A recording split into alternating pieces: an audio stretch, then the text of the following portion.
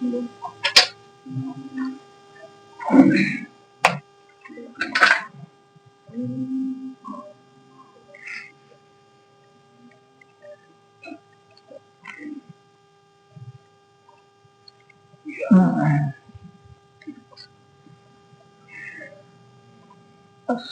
علیکم ورحمۃ اللہ وبرکاتہ۔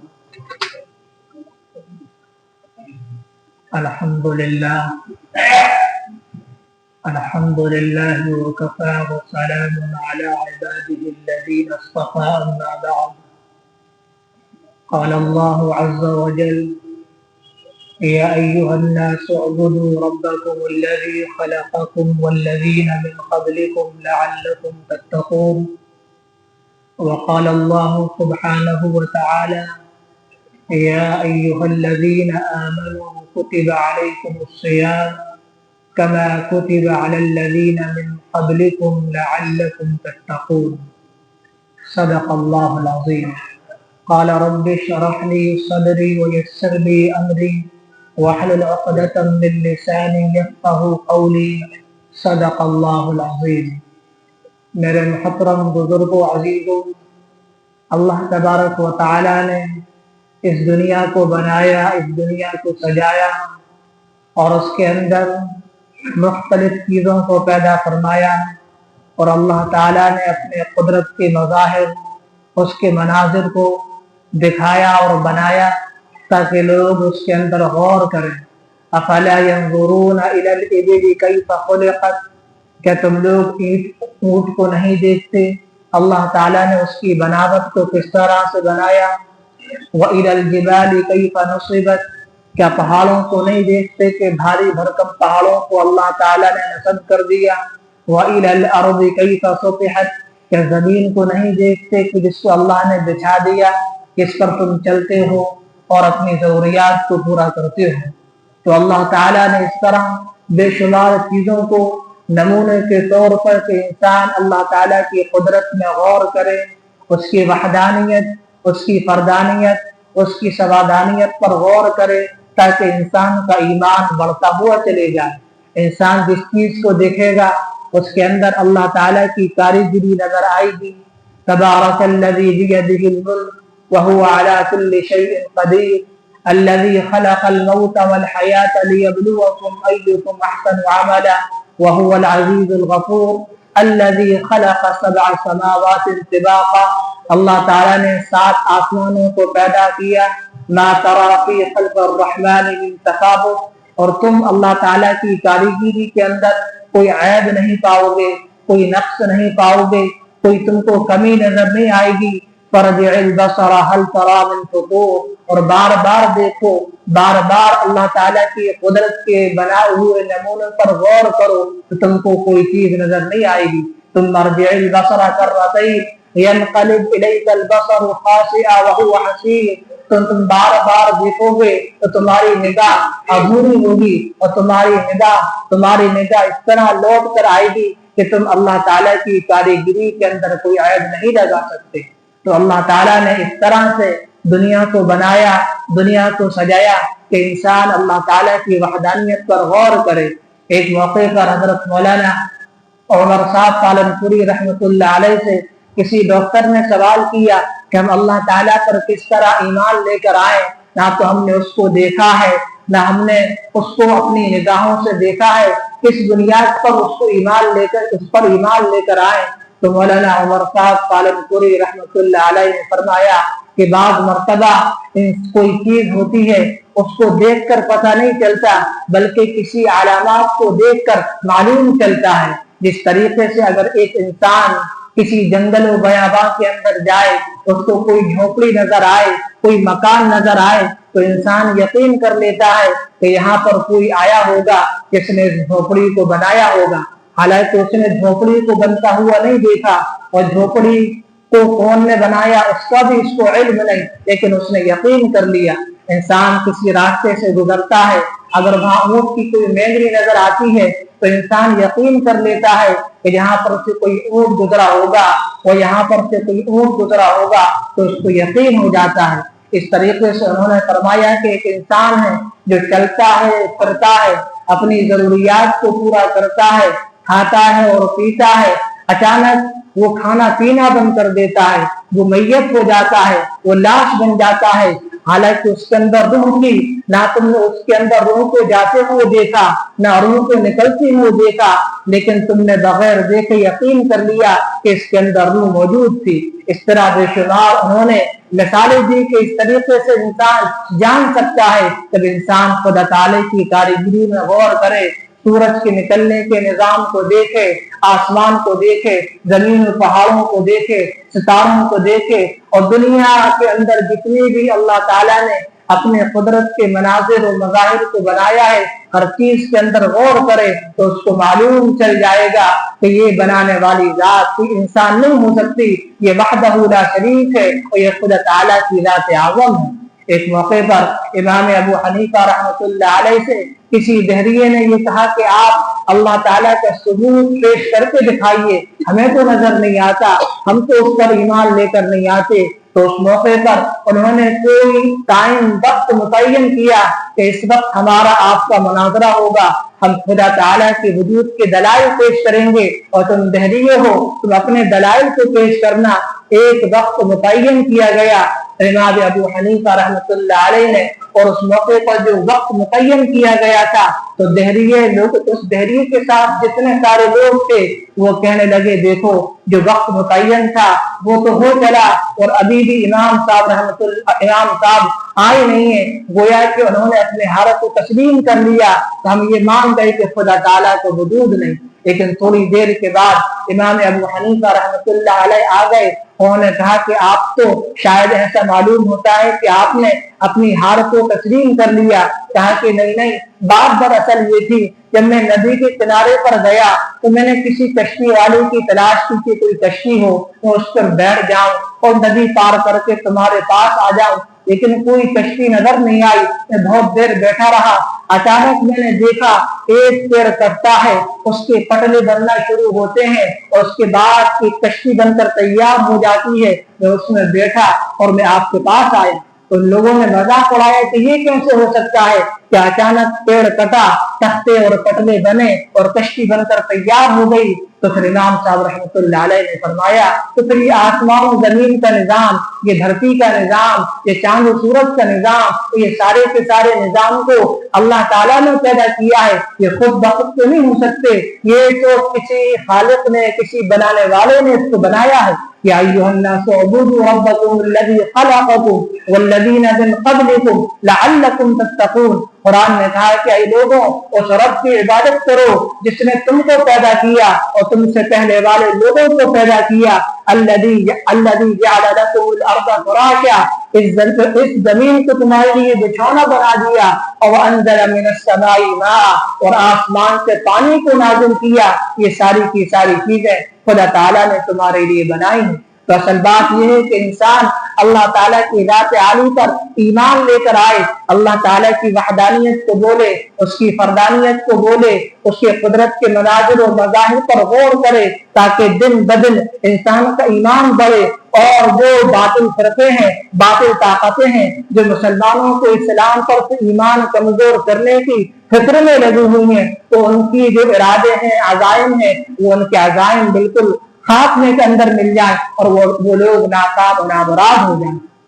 تو اس طرح اپنے ایمان کو مضبوط کرنا ہے، اور جو ہمارے سامنے جو مہینہ آ رہا ہے یہ ایک بہترین مہینہ ہے، قیمتی مہینہ ہے، جس کے اندر ہم اللہ تعالیٰ کے بارے میں غور کریں، قرآن کی تلاوت کریں، ذکر و تسبیحات کا اہتمام کریں، وظائف کا اہتمام کریں، اور اللہ تعالیٰ کی قدرت کو خوب زیادہ سے زیادہ بولیں تاکہ ہمارا ایمان بڑھے، اسلام پر استقامت مضبوط ہو، مستحکم ہو۔ اور رمضان کے اندر جب انسان کا جسم بیمار ہوتا ہے، وہ بیمار پڑتا ہے، تو اس موقع پر دو چیزوں کی ضرورت پڑتی ہے۔ ایک تو انسان دوا کھاتا ہے، دوا کا اہتمام کرتا ہے، اور دوسرا ڈاکٹر اس کو پرہیز بتاتے ہیں کہ تمہیں ان چیزوں سے پرہیز کرنا ہے۔ اسی طریقے سے ہمارا کیونکہ دل جو ہے اور جسم جو ہے بیمار ہے، ہماری روح بیمار ہے، ہمارے اندر ہم جو نماز پڑھتے ہیں، ہم جو ذکر و تلاوت کرتے ہیں، ہم جو نماز کا اہتمام کرتے ہیں، حج کرتے ہیں،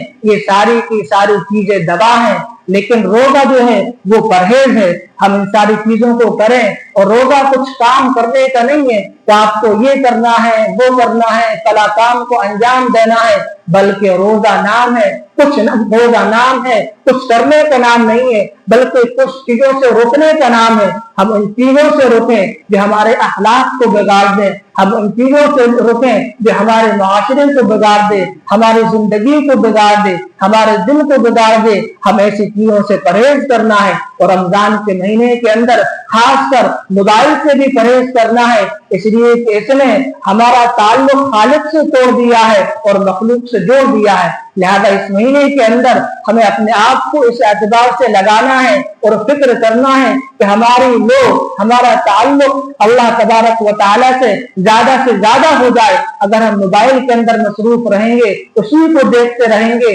تو ہمارا جو تعلق مضبوط ہونا چاہیے اس مضبوطی کے اندر کمی پیدا ہوگی۔ ہمارے بزرگوں کا، ہمارے اولیاء اللہ لوگوں کا حال یہ تھا کہ رمضان کے مہینے کے اندر ایک گھڑا، ایک مٹکا رکھ لیا کرتے تھے، وہ جتنے بھی خطوط ان کے پاس آتے تھے ان خطوط کو اس مٹکے کے اندر ڈال دیا کرتے تھے، پڑھتے نہیں تھے، نہ کوئی جواب دیتے تھے، تاکہ رمضان کی جو ان کی مشغولیت و مصروفیت ہے وہ متاثر نہ ہو۔ جب رمضان کا مہینہ گزر جاتا، اس موقع پر ایک ایک خط کو اٹھاتے، پڑھتے، اگر اس کے اندر کوئی خوشخبری ہوتی، خوشی کی خبر ہوتی، اس کا جواب دیتے، مبارکباد پیش کرتے۔ اگر کوئی غمی کی خبر ہوتی، تعزیت والا کوئی معاملہ ہوتا، تو اس کے غم کے اندر شریک ہوتے، اس کو تعزیت نامہ پیش کرتے۔ لیکن رمضان کے اندر اپنے آپ کو معمولات کے اندر مشغول رکھتے تھے۔ تو ہمارے اس مہینے کے اندر ہم سب کو اپنے دل کی دھلائی کرنا ہے۔ ہم دیکھتے ہیں کہ دنیا کے اندر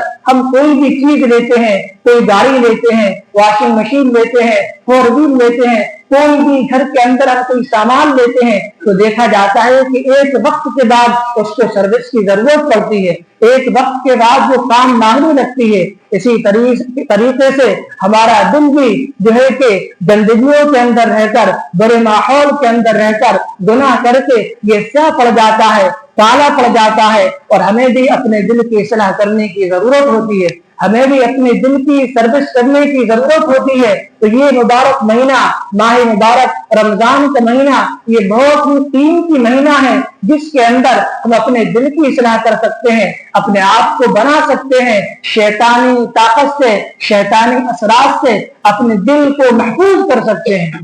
امام غزالی رحمۃ اللہ علیہ نے فرمایا کہ دل کی حیثیت قلعے کی ہے۔ جس طریقے سے جب لڑائی ہوتی ہے، آپس کے اندر ہوتی تھی، تو اس موقع پر جو فوجی اڈا ہوتا تھا، فوجی قلعہ ہوتا تھا، اس کی خاص حفاظت کی جاتی تھی، کوئی باہری طاقت اندر آ کر حملہ نہ کر دے اور ان لوگوں کو باہر نہ نکال دے، اس لیے قلعے کی بڑی حفاظت کی جاتی تھی۔ اسی کی طرح دل ہمارے قلعے کی حیثیت رکھتا ہے، ہمیں اس کی حفاظت کرنا ہے کہ شیطانی اثرات ہمارے دل پر حملہ آور نہ ہو، یہ برے ماحول ہمارے دل پر حملہ آور نہ ہو، تاکہ ایسا نہ ہو کہ ہمارا دل کیا ہونے لگے۔ اللہ کے نبی علیہ السلام نے جو حدیث بیان فرمائی ہے کہ انسان ایک گناہ کرتا ہے تو اس کا دل سیاہ پڑنے لگتا ہے، یعنی ایک نقطہ اس کے دل پر لگ جاتا ہے، وہ گناہ کرتا رہتا ہے یہاں تک کہ اس کا پورا دل سیاہ ہو جاتا ہے۔ ہمیں اس کو صاف کرنا ہے، سفید کرنا ہے، صاف و شفاف کرنا ہے،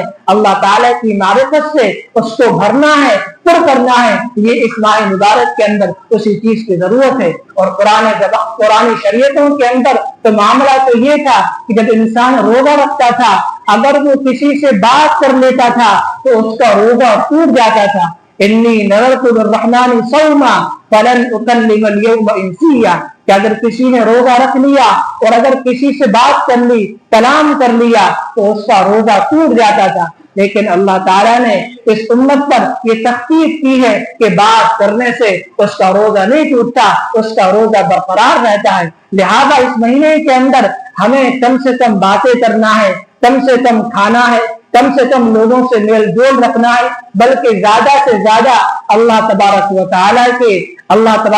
تعالیٰ کے اوراد و وظائف، اس کی وحدانیت و فردانیت کو بیان کرنے کے اندر اپنے آپ کو لگانا ہے۔ مولانا فضل الرحمان گنج مراد آبادی رحمۃ اللہ علیہ کا تعلق اللہ تعالیٰ سے اتنا زیادہ مضبوط تھا، وہ فرمایا کرتے تھے کہ کبھی کبھی تو ایسا محسوس ہوتا ہے گویا کہ رحمان کے ہونٹ میرے ماتھے پر، میرے سر پر ہوں، اور کبھی ایسا محسوس ہوتا ہے کہ میرے ہونٹ رحمان کے قدموں کے اندر ہو۔ جب انسان کا تعلق مضبوط ہوتا ہے تو ماحول پر بھی اثر پڑتا ہے، آس پاس کے ماحول پر بھی اس کا خاص اثر پڑتا ہے۔ جب سید احمد شہید رحمت اللہ علیہ کلکتہ تشریف لے گئے اور وہاں پر جا کر انہوں نے جو محنت و مجاہدہ کیا، جد و جہد کی، لوگوں کے قلوب کی اصلاح کی، وہاں پر جو لوگ شراب کے دکاندار تھے ان لوگوں نے آ کر حکومت سے آ کر یہ شکایت کی کہ ہمارے علاقے کے اندر جب سے یہ بندہ آیا ہوا ہے ہماری شراب کی بکری کم ہو گئی، ہمارے شراب کی فروخت کم ہو گئی، تو سید احمد شہید رحمت اللہ علیہ نے ان کے دلوں پر محنت کی تھی، جس کی وجہ سے برود منکرات سے، فواحشات سے اس کے اندر کمی آنا پیدا ہو گئی تھی۔ اس لیے ہمیں اس بات کی فکر کرنا ہے کہ ہمیں اس مہینے کے اندر اپنے آپ کو بنانا ہے، سنوارنا ہے، غربا سے، فقراء سے محبت کرنا ہے۔ اللہ کے نبی علیہ الصلوۃ والسلام نے حضرت عائشہ رضی اللہ تعالی عنہ سے فرمایا، اے عائشہ کیا تو یہ چاہتی ہے کہ اللہ تعالیٰ کے نزدیک تیرا مقام سب سے زیادہ بلند برتر ہو، بڑا مقام تجھے حاصل ہو، تو تو اپنے پاس فقراء کو، غربا کو بٹھایا کر۔ اور روزوں کی حکمتوں کے اندر علماء نے ایک حکمت یہ بھی بیان فرمائی ہے کہ انسان صبح سے لے کر شام تک بھوکا رہتا ہے، کھانا نہیں کھاتا تو کوئی پانی نہیں پیتا، اس کے اندر ایک حکمت یہ ہے کہ ہمیں دوسرے ضرورت مندوں، محتاجوں، غریبوں کا احساس ہو کہ جو بندہ صبح سے شام کام کے لیے نکلتا ہے، اگر اس کو کوئی کام نہیں ملتا، بغیر روزگار کے، بغیر پیسوں کے وہ گھر آ جاتا ہے، کس طریقے سے اس کا دن بھر گزرتا ہوگا۔ اور بعض مرتبہ غربا کے گھر کے اندر ایسے حال احوال پیش آتے ہیں کہ فقر و فاقے کی نوبت پڑ جاتی ہے،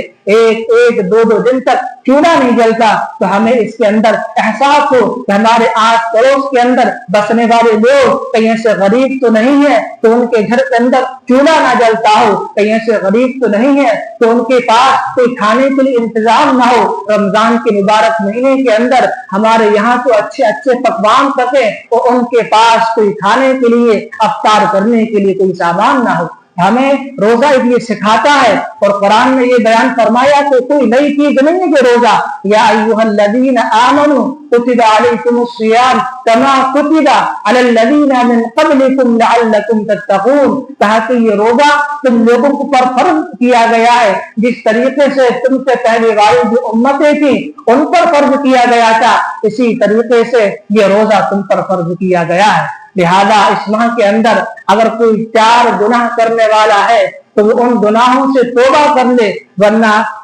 رمضان کی جو رحمت ہے، رمضان کی برکت ہے، اس کو حاصل نہیں ہوگی۔ اللہ کے نبی علیہ السلام نے فرمایا وہ 4 گناہ یہ ہیں کہ مدمن خمر، شراب کا پینے والا۔ اگر کوئی انسان شراب پیتا ہے، شراب سے ہاتھ لگاتا ہے تو اس مہینے کے اندر اس کو ارادہ کرنے پڑے گا مکمل ترک کرنے کا، چھوڑ دینے کا، تب جا کر وہ خدا تعالیٰ کی رحمت سے مستفید ہوگا۔ دوسرا آپ نے فرمایا عاق الوالدین، والدین کا نافرمان، ان کا کہنا نہ ماننے والا، ان کو سنانے والا، ان کے سامنے بدتمیزی کرنے والا، ان کے فرمان کو قبول نہ کرنے والا، اگر والدین کی مسلسل نافرمانی کرتا ہے تو وہ بھی رمضان کے اس مبارک مہینے کے اندر خدا تعالیٰ کی رحمت سے فائدہ نہیں اٹھا سکتا۔ اور تیسرے آپ علیہ السلام نے فرمایا قاطع رحم، رشتے ناتوں کو توڑنے والا بھی اس مہینے کے اندر۔ ہم دیکھتے ہیں کہ ہمارے معاشرے کے اندر بعض مرتبہ چھوٹی سی باتوں پر رشتے ناتوں کو توڑ دیا جاتا ہے، لوگوں سے بول چال بند کر دی جاتی ہے کہ فلاں کوئی واقعہ ہو گیا، تھوڑی سی بات ہوتی ہے، اس موقع پر اگر شادی بیاہ کے موقع پر کوئی خاص خیال نہیں کیا، کوئی خاص ان کو پوچھا نہیں یا توجہ نہیں ہو سکی، مصروفیت ہوتی ہے، انسان کس کو کہاں تک یاد رکھے، تو بعض مرتبہ چھوٹی سی بات ہوتی ہے اور انسان ناراض ہو جاتا ہے، کلام کرنے کے اندر کمی کر دیتا ہے۔ تو آپ علیہ السلام نے فرمایا قاطع رحم، اگر وہ رشتے ناتوں کو توڑنے والا ہے تو وہ بھی رمضان کے مہینے کے اندر رحمت سے مستفید نہیں ہوگا۔ اور چوتھے آپ نے فرمایا مشاحن، कीना रखने वाला, बुग़्ज़ रखने वाला, हसद रखने वाला, दिल के अंदर मुसलसल किसी से वो नफरत रखता हो, दुश्मनी रखता हो, हसद रखता हो, दिल का पाक होना ये तो जन्नती होने की अलामत है। अल्लाह के नबी अलैहिस्सलातु वस्सलाम ने एक सहाबी को देखा, वो आ रहे थे और एक सहाबी पास में बैठे हुए थे। आपने फरमाया कि ये जन्नती हैं। तो उन सहाबी ने तलाश के लिए कि आखिरकार अल्लाह के नबी ने किस बुनियाद पर उनको जन्नती कह दिया। उन्होंने कोई अपने आप को ये कहा कि हमारे घर के अंदर कोई उज़्र है, उधरा सा कुछ काम वगैरह है, इस एतबार से हम आपके यहाँ 2-3 दिन क़याम करना चाहते हैं, अगर आप हमें इजाजत दें। उन्होंने कहा कि ठीक है, इजाजत दी। उन्होंने 3 दिन तक क़याम किया, लेकिन देखा कि ये तो सिर्फ फर्ज नमाज पढ़ते हैं, बल्कि तहज्जुद का भी एहतमाम नहीं करते। आखिरकार पूछ लिया कि हमारा मकसद ये नहीं था कि कोई काम घर के अंदर कुछ काम वगैरह था, बल्कि ये था कि अल्लाह के नबी ने आपको जन्नती कहा। आपका कौन सा ऐसा अमल है जिसकी बुनियाद पर अल्लाह के नबी अलैहिस्सलाम ने आपको जन्नती कहा? उन्होंने कहा कि हमारे से कोई ऐसे खास अमाल नहीं है, फराइज वगैरह का एहतमाम रहता है, लेकिन एक बात है कि जब मैं सोता हूँ तो अपना दिल पाक साफ करके सोता हूँ, कीना बुग़्ज़ करके नहीं सोता। इसलिए इस महीने के अंदर हसद से, कीने से भी अपने आप को पाक रखना है। तो ये महीना बड़ा मुबारक महीना है। पहले जमाने के अंदर यानी पहली अल्लाह के नबी अलैहिस्सलाम पर जब रोजे फर्ज हुए थे तो शुरू जमाने के अंदर ऐसा होता था कि अगर आपने सुबह से लेके शाम तक रोजा रखा और मगरिब के अंदर आपने इफ्तार नहीं